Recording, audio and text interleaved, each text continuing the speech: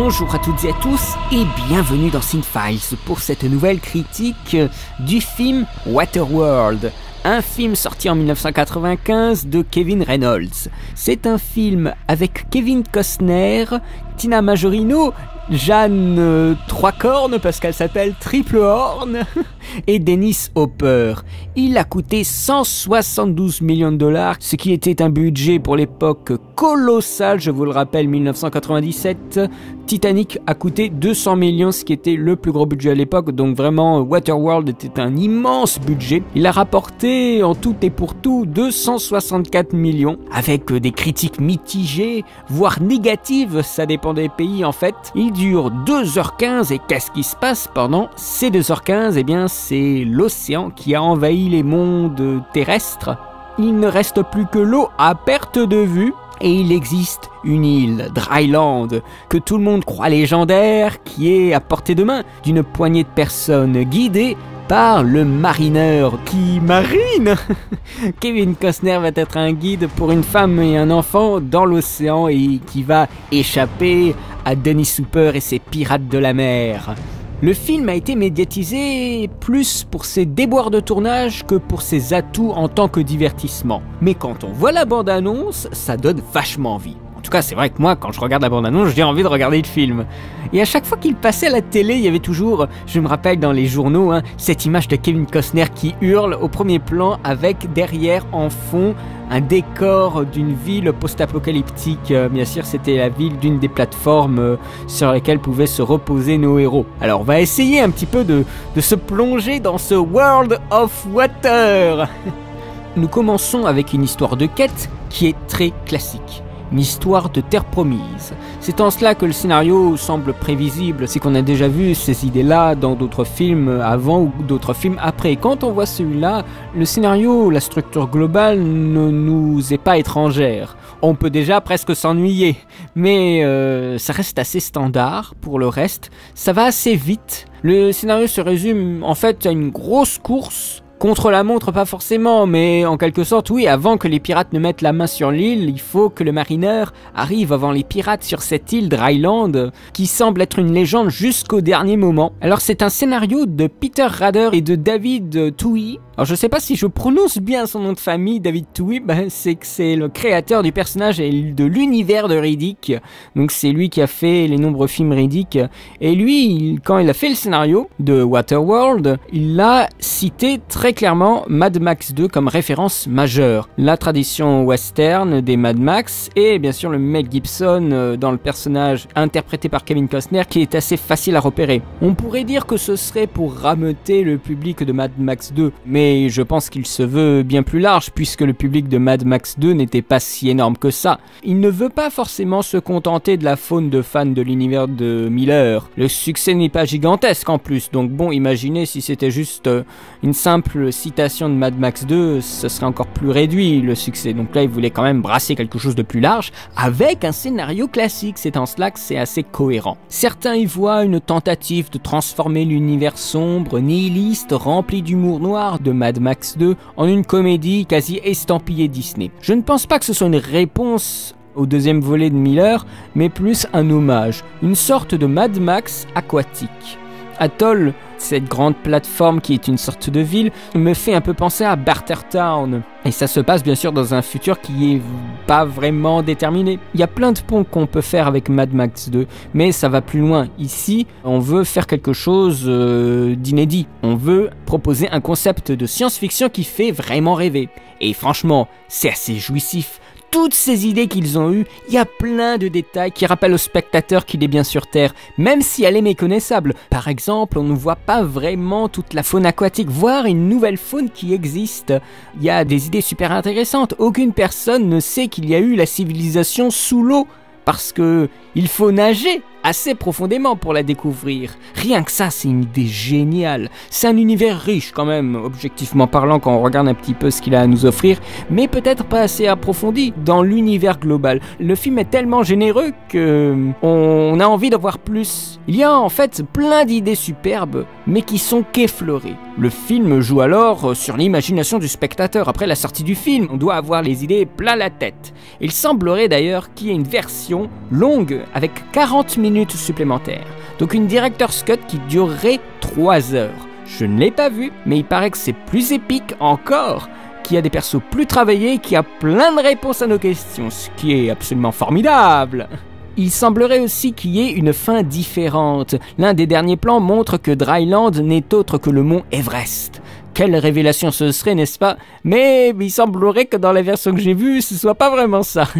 Il y a plein de personnages très bizarres, des marchands fous, des pervers sexuels, un vieux pépé albinos, ah oui, celui-là il était pas mal, le vieux pépé albinos que le diacre conserve dans un réservoir de pétrole pour lui indiquer les litres restants. Voilà, ça c'est des idées qui sont super intéressantes. Et si on écoute le film en VO, il semblerait qu'ils aient travaillé les accents sur plein de personnages pour montrer la diversité de la population qui se retrouve sur l'océan, mis à part les rôles principaux. Kevin Costner est notre héros principal, un anti-héros qui n'a pas de nom. Il est surnommé The Mariner pendant le film.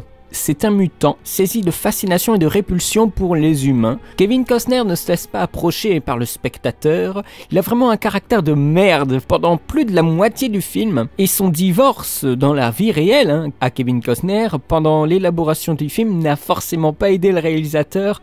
Mais je pense, voilà, ça se passait déjà assez mal au tournage. Et pour montrer vraiment la caractère de merde de ce mec, à un moment, il y a la petite gosse qui dessine sur son bateau. Et lui, il soulève la gosse, il dit « Tu es pire qu'une tornade !» et après il la balance dans l'eau, mais vraiment un geste gratuit d'une grande méchanceté. Bien sûr c'est scénarisé ça, mais c'était vraiment pour montrer que c'est difficile de s'identifier à ce genre de personnage. Le mec est en fait en harmonie avec son environnement, avec l'eau, et ce sont les êtres humains qui viennent tout casser. Il ne veut pas des deux personnages féminins sur son navire, et il y a la femme qui enlève ses vêtements, et le mec il dit carrément vous n'avez rien qui m'intéresse. Bam, comme ça, voilà.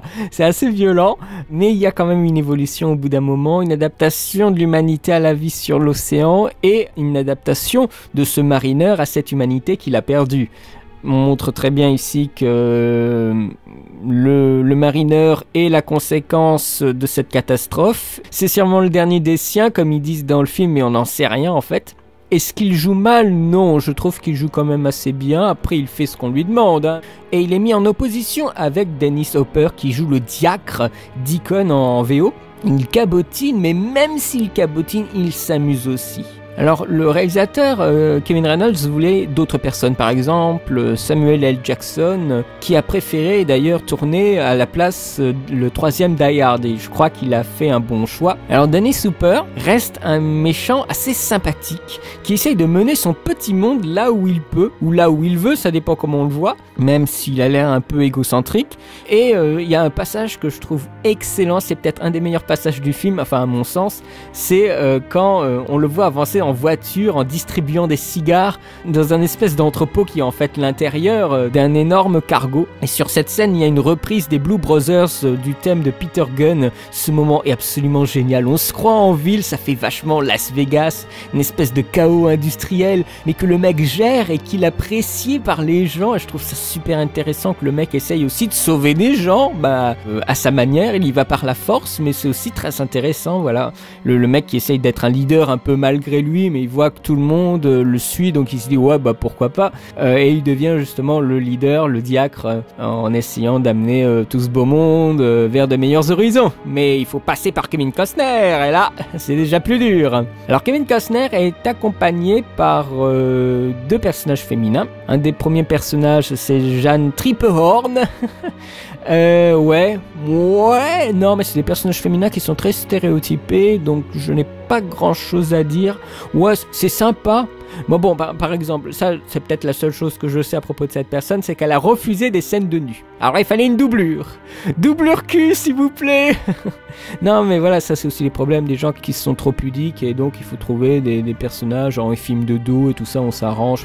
Ça complique les choses, je trouve, cette affaire. Après, il y a la petite fille, Tina Majorino, qui est une petite fille au tatouage, un tatouage qui indiquerait cette fameuse terre Dryland. Il semblerait que ce soit d'ailleurs les coordonnées de l'Everest. Elle est assez ennuyeuse dans le film. En fait, elle est pas ennuyeuse, elle est énervante. C'est vraiment une petite fille qui ne tient pas en place. Bien sûr, comme les enfants généralement, mais c'est un petit peu énervant. Et honnêtement, les 2 femmes, elles ne servent à rien. Le mec les embarque, mais c'est juste parce qu'elles lui ont sauvé la vie. Hein. Et à la fin, il trouve l'île, mais le marineur, il continue à mariner. Hein. En fait, elles servent à rien dans le récit. Elles détruisent plus le bateau de Kevin Costner qu'elles ne l'aident. Alors bon, ça pose un petit problème, quoi. En termes d'identification, en termes d'intérêt du personnage, est-ce qu'ils font avancer les récits? Non, ça ralentit juste Kevin Costner, hein, qui n'avait rien demandé. Hein. Non, mais voilà, ça c'est un peu chiant, quoi.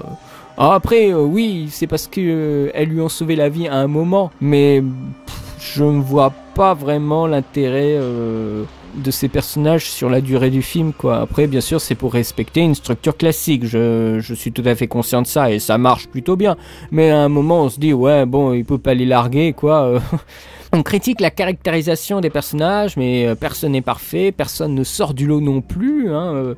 La facilité de rapprochement entre les personnages va un petit peu vite, le film va trop vite, il présente tellement de choses mais ça va quand même un petit peu trop vite. Ce sont de bons clichés qui s'entrechoquent en fait, en faisant un max d'étincelles pour notre plus grand plaisir. C'est vrai, on va pas forcément voir ce film pour des caractérisations particulières, non, ça fait son office comme un divertissement assez simple et ça marche assez bien pour les personnages. Après, on souhaiterait toujours plus de développement, une durée de film plus longue, mais après ça, on peut pas, le film fait 2h20 et puis voilà quoi. C'est 2h15, mais c'est quand même assez généreux. Enfin, il y a beaucoup de choses qui se passent dans le film et on sent qu'il y a vraiment un investissement. C'est le cas de le dire, un véritable investissement de l'équipe technique. Un investissement colossal pour 1995. 175 millions de dollars, c'est vraiment colossal. C'est le plus gros budget à cette époque. Le plus gros, tout simplement. Il était dit que Kevin Costner avait investi 22 millions de dollars dans le film.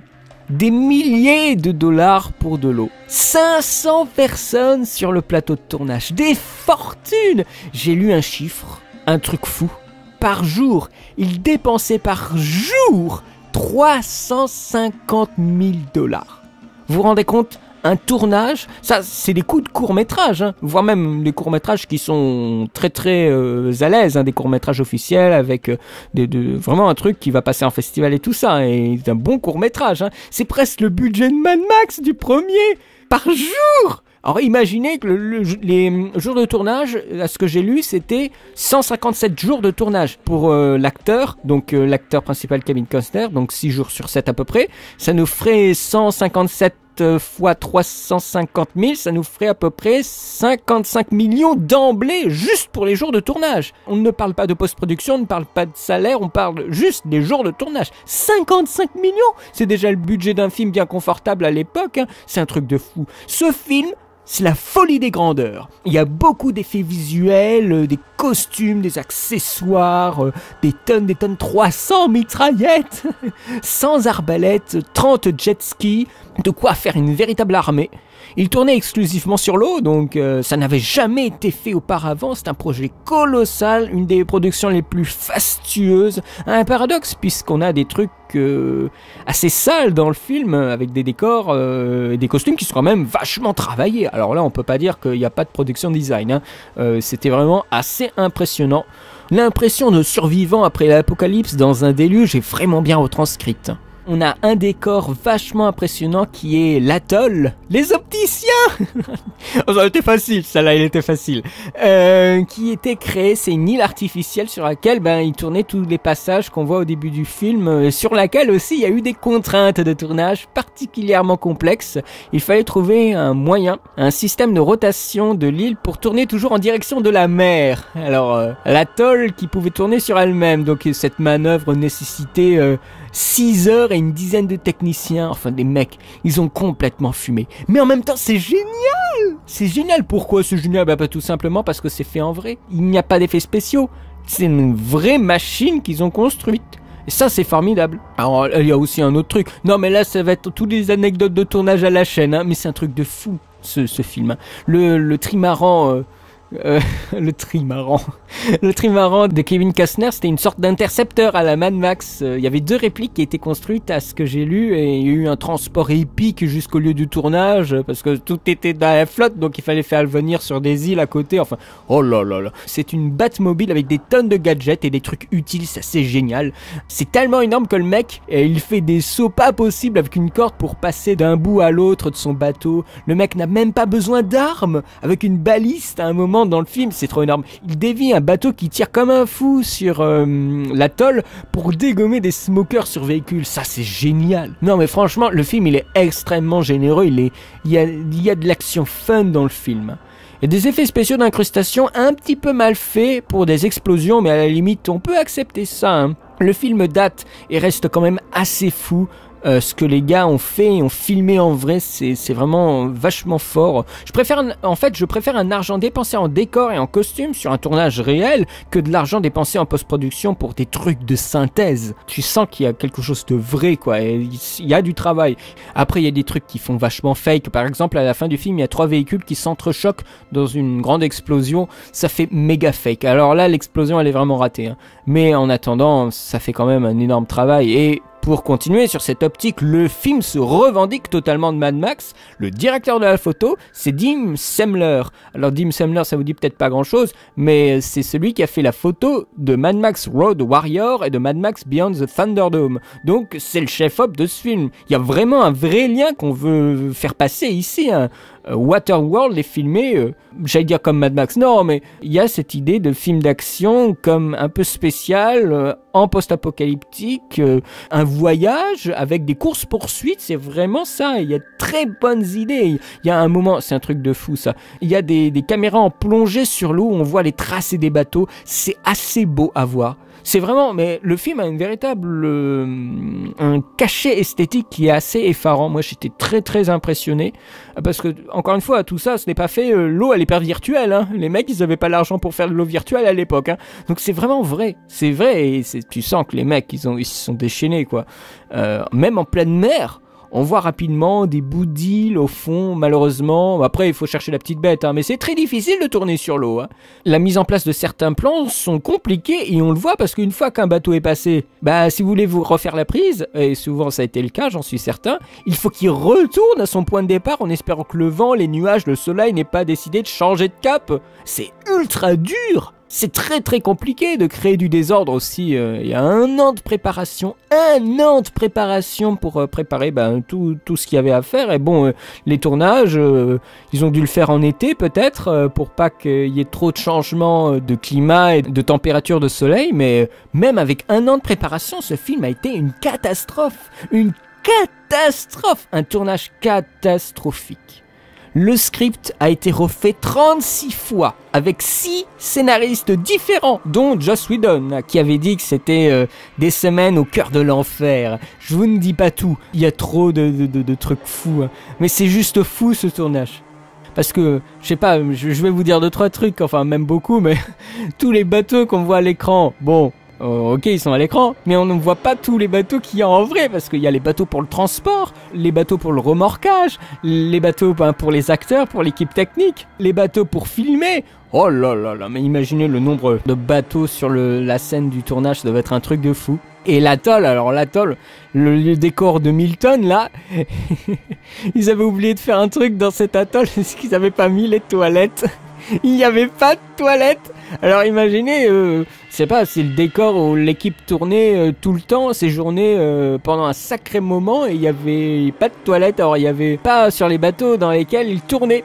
Et ils devaient absolument aller aux toilettes. Et les mecs allaient faire une halte dans une espèce de barge fabriquée rapidement où il y avait des tonnes de toilettes. Enfin imaginez des trucs marrants quoi. Et il y a eu des arrêts de tournage pour cause d'alerte d'ouragan à 3 reprises hein. Mais imaginez, ça aurait été trop épique le Reynolds, allez on tourne pour que ça fasse plus réel, on tourne dans l'ouragan. Enfin les mecs sont complètement maboubles. Il y a des intempéries qui se sont également mêlées, provoquant des gros dégâts sur le bateau mais aussi sur l'atoll. Il y a eu des reconstructions. L'une des structures coula en raison des vagues et des vents trop forts. Je crois pas que c'était l'atoll, mais l'atoll a été aussi un petit peu dégommé. Je suis pas sûr que ce soit l'atoll. Vous me le direz en commentaire, vous avez sûrement peut-être écouté les commentaires audio des réalisateurs sur le DVD ou sur le Blu-ray. Mais je crois que c'est l'atoll en fait. Le décor à plusieurs millions de dollars a été démoli par un ouragan. Tous ces facteurs réunis ont pour incidence de multiplier le nombre de tournages. Et suite à cette expérience, le réalisateur a expliqué qu'il ne souhaitait plus jamais tourner sur l'eau. Et ça, je veux bien comprendre. J'ai eu tant d'infos sur les problèmes de tournage, mais on pouvait s'en douter que ce n'est pas facile de tourner sur la mer. Surtout que les mecs sont fous. Tout ce qu'on voit, c'est vraiment construit. Et ça, c'est fou. Et ça, c'est génial. Parce que nous ne sommes pas encore à l'époque du fond vert systématique. Et c'est là que le film tire sa puissance, le réel. Le blockbuster réel. Par contre, il y a eu une vraie embrouille entre l'acteur et le réalisateur, qui se sont réconciliés depuis, mais ils avaient déjà travaillé ensemble pour Robin des Bois, Prince des voleurs, et Kevin Costner a produit Rapa Nui de Reynolds, Rapa Nui qui est formidable, c'est un film sur l'île de Pâques. Je vous invite vraiment à regarder Rapa Nui, c'est excellent. Mais bon, on n'est pas là pour parler de Rapa Nui. Donc il avait produit le film de Reynolds, et ici on a eu un peu la guerre des Kevin, un titre que j'ai trouvé sur Allociné que je trouvais très juste, Kevin Reynolds et Kevin Costner. Les deux ne voyaient pas le film de la même façon. Reynolds souhaitait faire un film d'action épique, tandis que Costner voulait que le côté héroïque et positif des personnages soit mis plus en valeur. Kevin Reynolds disait, mais je suis pas sûr que ça ait vraiment été dit comme ça parce que c'est assez méchant. Il disait que Kevin, donc Costner, devrait jouer dans ses propres films, comme ça il travaillera avec son réalisateur et son acteur préféré. C'est un peu méchant.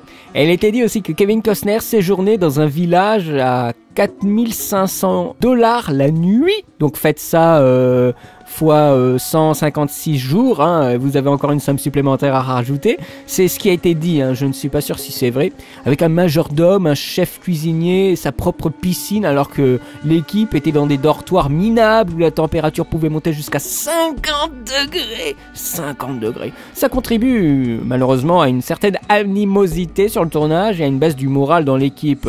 La brouille aurait éclaté au moment du montage. Reynolds a même quitté son propre projet avant la fin. Et Mark Isham, qui avait fait la musique, a été rejeté par Kevin Costner. James Newton Howard arrive à la rescousse et crée une musique sautillante, un petit peu agaçante, mais qui fait son office.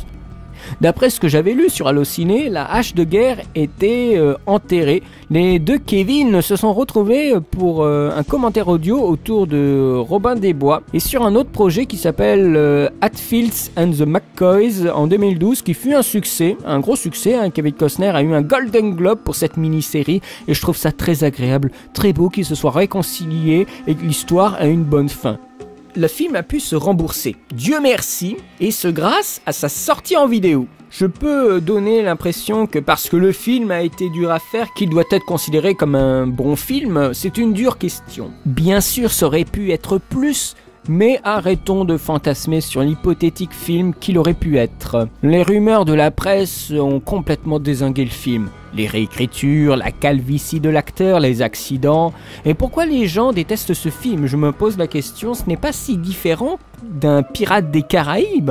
C'est typiquement le genre de production de Jerry Bruckheimer, mais typique. Si vous aimez ce qu'a produit ce mec, vous apprécierez Waterworld. Ça sert à rien d'enfoncer gratuitement le long métrage. Vous surestimez le film, sinon vous seriez pas déçu. C'est un blockbuster de détente, de divertissement. Je ne connaissais pas, j'ai regardé il y a des années, je l'ai trouvé assez standard dans son scénario, pas trop trépidant, mais j'avais apprécié l'aventure. Et là, je l'ai revu pour la critique et j'ai beaucoup plus apprécié, c'est drôle, non? Rétrospectivement, les deux acteurs du film, le réel et l'acteur, reviennent sur le film. Pour Reynolds, c'est un bon blockbuster d'été, et franchement, par rapport à ce qu'on fait aujourd'hui, il s'en sort vachement bien. Et pour Costner, c'est un film qui est cool et inventif, je suis d'accord avec lui, Il fait partie de ces films qui font aussi ce qu'est le cinéma. Des films monolithiques qui souffrent de leur propre démesure. C'est une idée très romantique que j'ai là à propos de ce film, mais ça montre aussi les limites du blockbuster à l'américaine. Un produit de commande,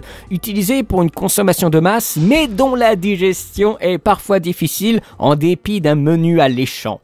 Le but du cinéma n'est pas nécessairement de déclencher des émotions extraordinaires chez le spectateur. Ça peut aussi avoir pour intérêt de faire passer un beau moment à un public averti et friand du genre abordé. Et du film a été créée une attraction qui est pas mal du tout. Vous avez le show en intégralité sur le web. C'est un film qui était cher à Universal, qui lui tenait à cœur. Et pour preuve, la stylisation totale du logo au début, le logo de la production, où on voit la planète, on s'en approche et puis tout d'un coup on voit l'eau monter et recouvrir les continents. Je crois que ça sert à rien d'avoir des a priori sur le film. Pensez différemment et vous trouverez ce film assez cool. Faites tomber vos a priori, laissez-vous emporter par la vague, prenez de quoi manger et installez-vous devant le film. Je me rends compte que Je n'ai pas vraiment dit mon avis sur le film, mais certains m'ont déjà dit qu'à la limite ils s'en foutaient. Ils voulaient que je raconte l'histoire du film comme une véritable histoire. L'histoire n'est pas à l'avantage du film malheureusement, mais l'action l'est, et c'est ce qui sauve Waterworld.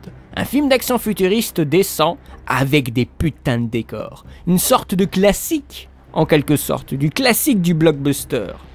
Je vous donnerai un 13,5 sur 20, pas plus parce qu'il n'est pas si marquant de ça. Et c'est là où je rejoins, et ça valide la note, ce que Roger Ebert, qui aura un peu le mot de la fin, hein, parce que Roger c'est mon pote, Roger Ebert qui était un grand critique américain, qui s'est éteint je crois en 2013, mais qui a fait des milliards de critiques, et il a bien sûr fait une review de ce film, et il disait, si je le traduis, il fait partie de ces films marginaux qu'on n'est pas mécontent d'avoir vus, mais qui sont difficilement recommandables. Et je trouve qu'il arrive à formuler avec cette phrase un agréable compromis concernant le film. À aucun moment, il dit que c'est une daube, hein, ou qu'il ne faut pas du tout le voir. Mais c'est quelque chose, c'est un film qu'il faut avoir vu, mais peut-être qu'après, on n'aura pas forcément envie, avec une passion incroyable, de le revoir et de le revoir encore une fois.